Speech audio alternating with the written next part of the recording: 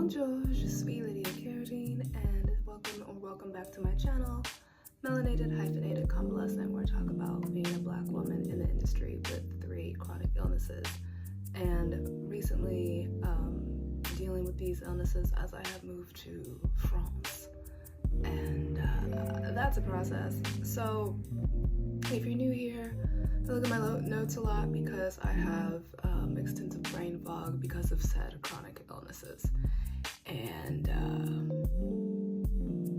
yeah, that's what's happening. I mentioned before that my videos are going to be shorter and less frequent because I really am not feeling well, and this is actually probably going to be my last video for a while because I just can't anymore. I have to figure some things out because I'm not feeling too great.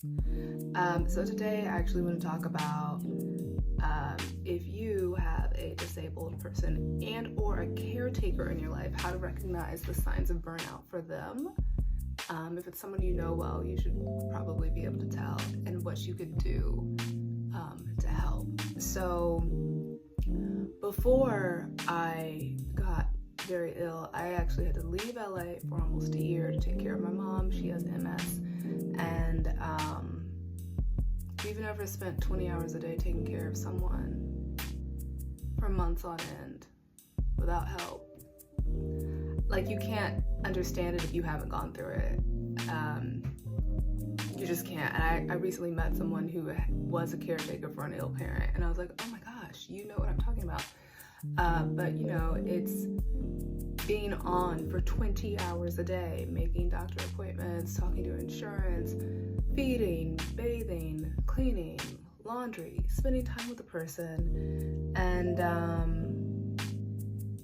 it's a lot. Oldest daughters, where you at? Are your therapists earning their checks? Because so all of that was happening. I was also trying to keep up with my own life at the time. I was in a writing fellowship. I was finishing a feature. I was doing remote auditions. I was applying for fellowships. I was keeping up with my meetings. I was developing something. It wasn't great. I was drained. And so the first thing that happened, trigger warning, my clinical depression worsened. The desire to unalive myself increased. Also, if you know me, you know that I love nothing more than my skincare routine. So when I didn't want to wash my face, baby, we had a problem.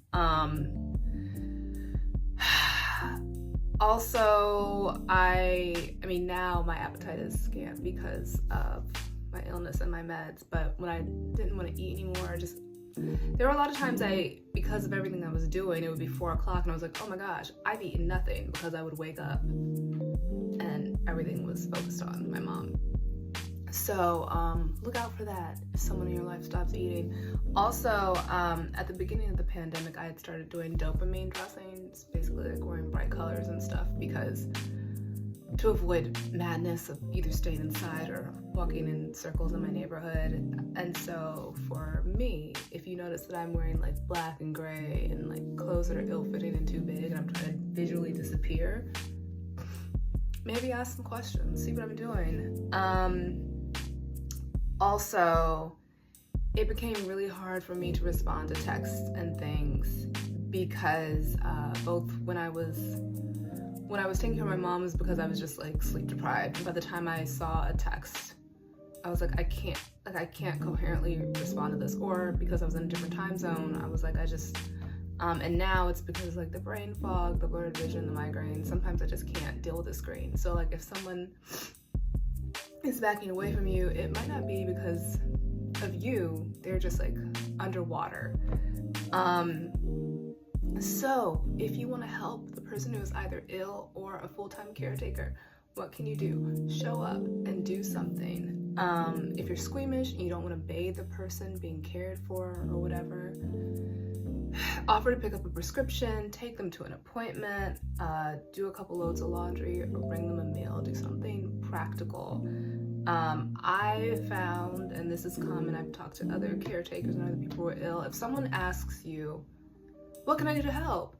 Either like we can't think of an answer in the moment, or we don't feel comfortable asking, because there have been times when I did ask for very simple things and people refused to do them. So just offer what you're comfortable doing, and then if that's helpful, the person will say yes or no. And also don't be offended if the person says no, because a lot of people want to help the way that they think is helpful, but they're not in the situation, so that might not be what the person needs. The second thing you can do is Venmo them. Being very ill is expensive. Being a caretaker is expensive. There's always new meds, new mobility aids, appointments you have to get to if you're too unstable or too disoriented to drive safely, and you have to ride share.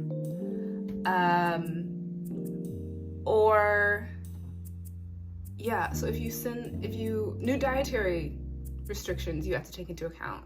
So if you have the means, send them money, or send them like meal delivery app gift cards, not meal prep service gift cards, because that makes more work for the person who is either ill or a caretaker. And as someone who's been both, the thought is nice, I appreciate it, but I just have to do more stuff now.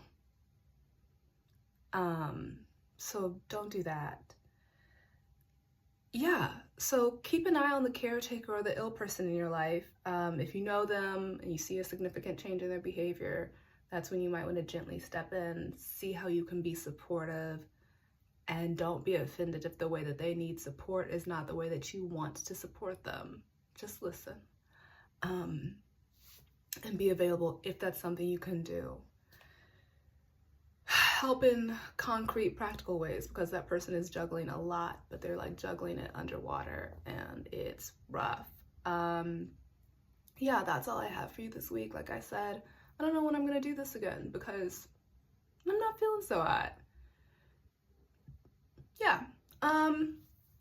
Thank you for watching. Please like, subscribe, share, do whatever the spirit moves you to do. And I will see you later. À bientôt. À demain. Bonne journée.